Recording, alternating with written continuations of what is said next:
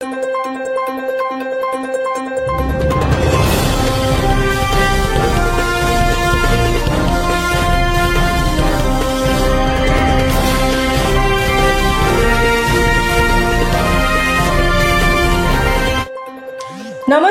स्वागत आहे तुमचे आमच्या चॅनेलमध्ये। आवाज महामुंबईचा, शोध बातमीचा, कौल मनाचा। चला तर मग आमचे चॅनेल शेअर करा, लाईक करा आणि सबस्क्राईब करा। धन्यवाद। देवघरजवळ कारला अपघात। म्हसाळ तालुक्यात देवघरजवळ पर्यटकांच्या कारला अपघात। गुरे आडवी आली ती वाचली, मात्र कार आणि वॉल कंपाऊंडचे झाले नुकसान।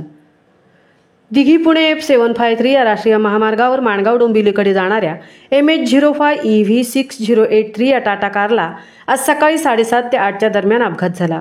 अपघातात रस्त्यालगतच्या शेतकऱ्यांचे वॉल कंपाऊंडला कारची धडक बसल्याने शेतकऱ्यांचे आणि कारचे नुकसान झाले।